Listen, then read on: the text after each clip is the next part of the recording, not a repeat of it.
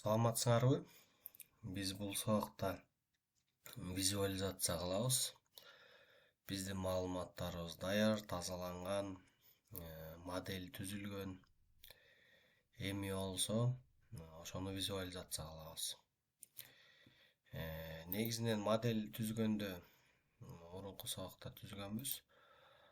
Модельди бул Excel файлдар же болбосо CSV файл ушул сыяктуу маалымат булактарынан алгандардыга модель түзөбүз. Мындайча айтканда, ручной жазылгандарга көбүнчөсү. Ал эми жана база данныктан мисалы көчүрө турган болсок, ушу база данныктын толтура түрлөрү бар да. Мисалы, ошол база данныктын өзүнүн ичинде связьдар түзүлөт да. Мисалы, Oracle'да болобу, MySQL, Postgre, ушуларда связьдар өзүлөрү эле түзөт да. Мындайча айтканда, one to one, many to many, one to many деген сыяктуу бардык байланыштардын түрлөрүнүн бардыгы тең ошол жакта жасалат. Мындайча айтканда, базага биз туташтырганда ошол байланыштар же болбосо модельдөө даяр эле болот да. Ал эми визуализацияга келе турган болсок, эң алгач эле негизги бир түшүнүктөр бар.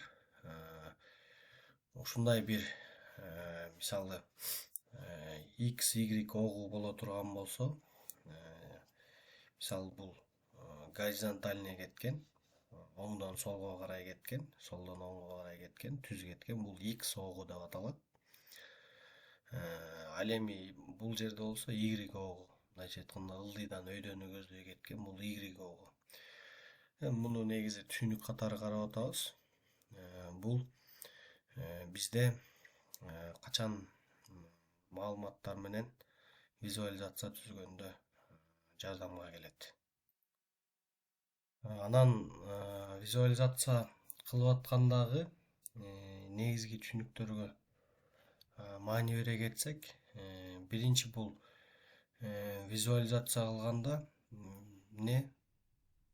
колонкалар гана колдонулат да. Колонкалар же болбосо колонканын аты менен эле колдоно беребиз. Бизде мындайча айтканда визуализация кылганда колонкалар маанилүү да, сап эмес, колонка маанилүү болот. Анан кийинкиде болсо, бул инструменттин түрлөрү бар да, визуализация кылгандачы, ошого маалыматтын типтери туура болуш керек да. Буга карап өтөбүз. Анан негизи эле визуалдаштырып көрсөткөн диаграммалар бул мындай колдон келишинче өтө жеңил жана түшүнүктүү болуш керек да. Мындай мисалы өзүбүз эле түшүнгөн бир диаграммаларды түзүп алып, андай кылганга болбойт. Колдон келсе жеңил болуш керек. Ошондой эле аз түстөрдү колдонуш керек. Мисалы үчүн 20-30даган түстөрдү коюп алып, анан аны көрүп аткан адам, отчетторду көрүп аткан адам мындай түстөрдөн дагы адашып эме болбош керек да, проблема болбош керек. Ошондой эле шрифттер, тамгалар мындайча айтканда көзгө көрүнүктүү жана жөнөкөй жазылыш керек да. Мисалы, эң алгач эле гистограмманы тандап алсак, гистограмма деп коет. Мисалы, муну тандап алдык. Анан ушул жерде мынакей октор колдонулат. Мынакей ось X дейт, X огу, анан Y огу да. Бул жерге мисалы фамилия, имя, отчество дегенде тандасак, бул X огуна берилет. X огуна колонканын аттары да, мындайча айтканда. Анан мисалы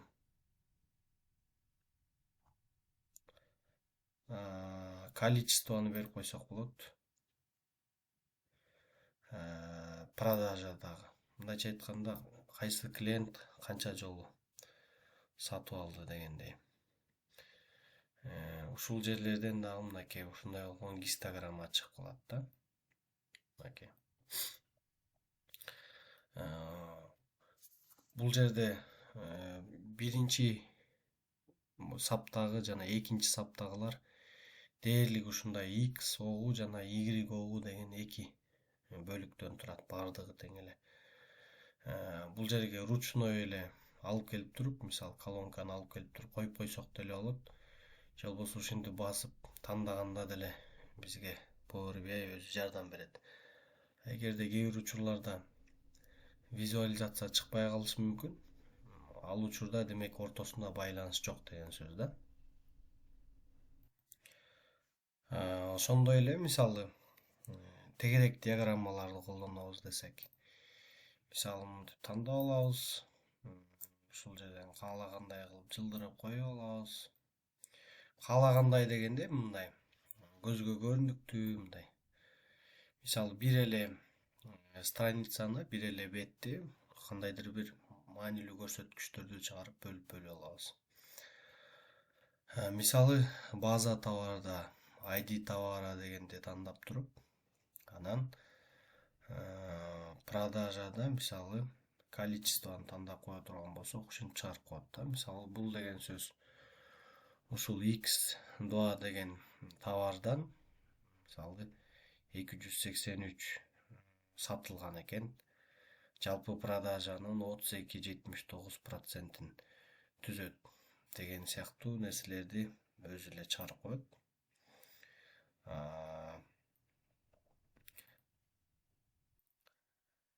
Өзүңөр байкагандай, бул диаграммаларда уже тегерек диаграмма айтып өткөндөй биринчи, экинчи гистограммадан сырткары уже бул үчүнчүлөрдөн баштап бизге X, Y окторунун кереги жок да. Мындайча айтканда бул жерге болгон эле мисалы именно ушул тегерек диаграмманы түзүш үчүн биринчи условное обозначение дейт. Бул мындайча айтканда жөн эле колонканын аты же болбосо ушундай текст тибиндеги эле маалыматтар жетет экен да. Ал эми значенияга болсо сөзсүз түрдө бияка цифра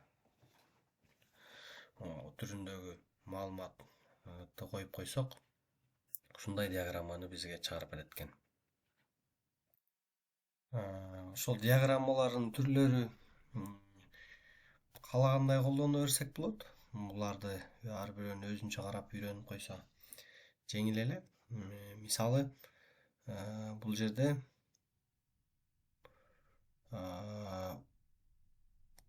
ключевой показатель эффективности дейт. Мисалы ушуну карап көрөлү. Бул мындайча айтканда бизге кандайдыр бир план коюлуп, анан ошол план аткарылдыбы, канча процентке аткарылды деген показательди көрсөтө турган да. Мисалы жөнөкөй эле база товарындагы, товарлар базасындагы мисалы кандайдыр бир товарды алалы. Анан ошол товар кандай болуп сатылды? Количествону да басып койсок болот. Мисалы 613 деп чыкты да, товар. Анан ушул жерден өзүңөр көргөндөй мына значенияга жөн эле текст түрүндө кетет. Тескеринче значенияга бул сан кетет. Бул трендке болсо биз жөн эле названиясын эле жазабыз. Ал эми селге болсо, селге уже канчадан ашыш керек эле, мисалы үчүн определенный бир периодко. Эгерде бизде план таблица болгондо, мисалы ошону коюп койсок болот. Жөнөкөй эле мисалы жакшы түшүнүш үчүн количествону селге коюп кое турган болсок, бул 613 сатылыш керек эле, 613 сатылды деген сөз да. Мындайча айтканда 100% план аткарылды. 0% өсүү да. Бул деген сөз 0% өсүү деген сөз планы ошол бойдон эле аткарылды. Мисалы балким 613 эмес, мисалы дагы 61ге көп болуп калганда, мисалы 674 болсо, анда 10% өсүү деп көрсөтүп бермек да. Ошол сыяктуу дагы көрсөткүчтөрдү визуалдаштырып көрсөтсөк болот экен. Ошондой эле биз мисалы бир эле страница кылып жасадык да бул жактачы, визуализациянычы. Анан көптөгөн страницаларды кылып алсак болот. Мисалы дагы бир страница кошолу бул жака жаңы. Анан бул жакта мисалы жөнөкөй эле таблица деген бар да. Таблица дегенди бассак, бул кээ бир маалыматтарды таблица түрүндө эле көрсөтүп берип койсок жакшы боло тургандар бар да. Мисалы деп коелу. Кайсыл маалыматты? Мисалы, складта кайсылар калды? Товардын атын, количество, санын, анан мисалы өңү, анан сатып алгандагы баасы, анан сата тургандагы баасы деген сыяктуу нерселерди чыгарып койсок болот да. Бизге аз эле демек ушулар чыкты. Мынакей ушинтип чыгарып койсок болот да. Бул жака мисалы мынайдан кылып бир аз чоңураак кылып койдук. Ушундай кылып. Эми кандай десем, бул силердин дизайн фантазияңарга жараша, вкуска жараша мындай кооздоп укмуш кыла берсе болот да. Бул жерден биз бул таблица аркылуу складта кружкан, ак кружка бар экен, хамелеон бар экен деп, мынча штук бар экен деп мындай постоянно складты карап турганга дагы да, себеби складта товарлар жок кылса, сата турганы келгенде баягы клиенттерди жөн гана кетирип калат. Ошон үчүн ушундай жөн гана таблицаларды деле коюп койсо болот да, мисалы визуализацияга. Ошондой эле мисалы бул жерде карта бар экен мисалы. Эгерде маалыматыбызда кандайдыр бир мисалы шаарлар жөнүндөгү же болбосо бардык мамлекеттер ушундай бир данныйлар, ушундай маалыматтар менен биз визуализация кылып атсак, анда картаны колдонуп, ушуларды колдонуп ар бир мисал үчүн мамлекетке же болбосо шаарга өзүнө тиешелүү көрсөткүчтөрдү коюп койсок болот экен. Бирок биздин маалыматыбызда жок, ошон үчүн муну колдонгон жокпуз. Анан бизде мынакей ушул жерде көрүнүп тургандай визуализацияларды колдонобуз. Негизи ушул деле жетет. Мынакей могу карта экен. Бирок эгерде дагы кошумча башкаларды колдонобуз десек, бул жерде 3 точка турат. Ошону баса турган болсок, еще визуальные элементы дегенди басабыз. Анан басып, бул жерден атайын маркеттен көчүрүп алсак болот. Ушул жерден ачылат. Мынакей ушинтип жаңы өзүбүз каалагандай дагы башка визуализацияларды дагы көчүрүп алсак болот. Балким ушундай керек мисалы. Же болбосо именно ушундай керек. Футболисттердин мисалы үчүн показательдерин көрсөткөнгө. Кыскасы ушундай ар кандай түрлөрү бар да. Бирок негизинен жанагы жерде тургандар эле жетиштүү. Лично мен ушуларды эле колдоном. Кээде эле муктаждык жаралып калбаса. Ал эми бул жерде мисалы андан кийинки кнопканы баса турган болсок, ушул эле мисалы таблицаны же болбосо визуалдык элементти кандай стилдерди берсек болот, же болбосо значенияларын кандай кылып өзгөртсөк болот, шрифт мындайча айтканда жазылган жазууларды кандай кылып өзгөртүп койсок болот. Ошол сыяктуу бүт мындайча айтканда высота изображения дейт, мына бийиктиги кандай болуш керек, эмне болуш керек деген нерселердин баардыгын тең каалагандай эле колдоно берсек болот. Бул жагы деле түшүнүктүү эле, жеңил эле. Андан кийинки болсо бул жерде бизде ушул бөлүк бар. Фильтр деп турат. Окей деп коеюн. Фильтрда негизинен мисалы фильтр на этой странице дейт да. Бул ушул эле бир эле бетке мисалы көптөгөн страницалар бар да, азыр бизде 2 страница бар да, 2 бет бар мисалы визуализациянын. Анан ушуларга биз кандайдыр бир фильтрларды койсок болот да. Анан мисалы жөнөкөй эле бул жерде элестетебиз. Мисалы 2022 жылдын көрсөткүчтөрү деп анан ондогон беттерде отчеттор турган болсо, ошол ар бир бетке мындайча айтканда фильтр коюп койсок болот да. Мисалы 2022-нин январь айына дегенде фильтр өзгөрүлөт. Февралга дегенде баардыгын февралдыкын көрсөтүп калат. Мындайча айтканда бул визуализациялар автоматический көрсөтөт да. Бул ошо фильтр бөлүгүн ушундай негизинен эле ушул биз визуализация кылып атканда ушул фильтр, визуализация, анан визуализация бөлүгүндө жалаң эмне кылат экенбиз? Бул жерде диаграммаларды, ошондой эле диаграммалардын настройкаларын тууралайбыз да.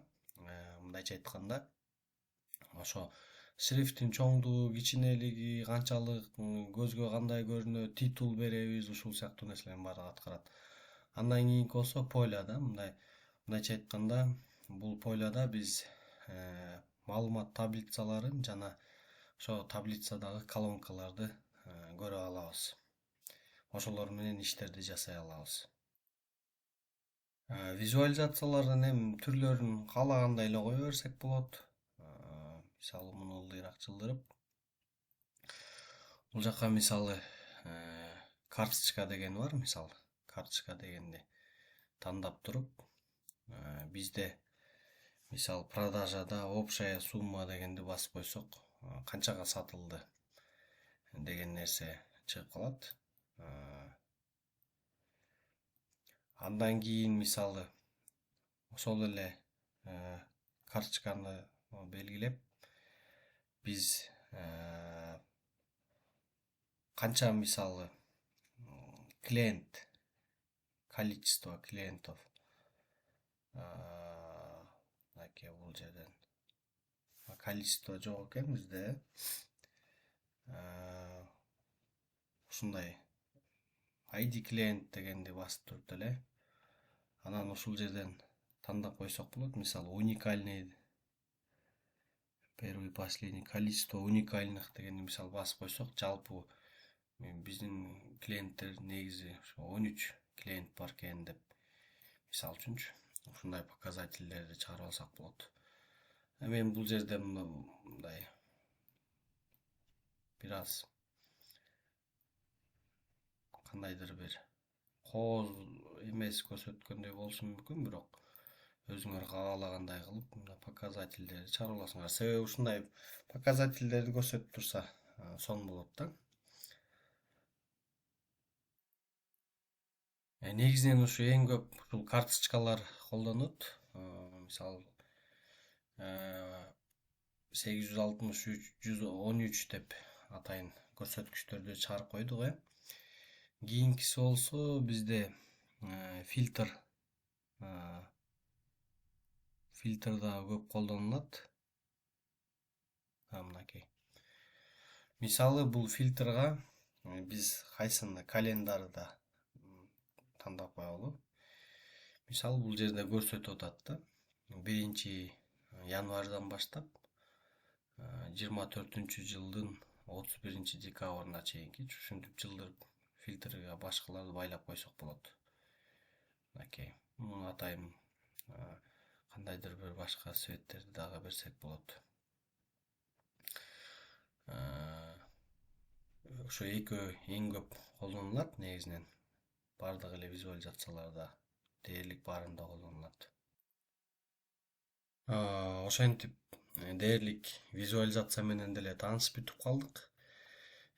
Дагы өзгөчө бул жерден мисалы быстрая мера деген кнопка бар. Бул жерде быстрая, мындайча айтканда жеңил түшүндүргөндө батыраак мисалы DAX формулаларды, коддорду жазып отурбай эле ушул жерде атайын Power BI даяр кылып берип койгон. Мисалы итоги с начала года дегендей, же болбосо кварталдын башынан баштап азыркыга чейинки итог, ушул сыяктуу мындай эң көп колдонулган мераларды ушул жака киргизип койгон да. Же болбосо кандайдыр бир нерсени добавление кошуу, алуу, көбөйтүү, бөлүү, проценттик эмесин айырмачылыгын табуу деген сыяктуу нерселердин баардыгын тең киргизип койгом.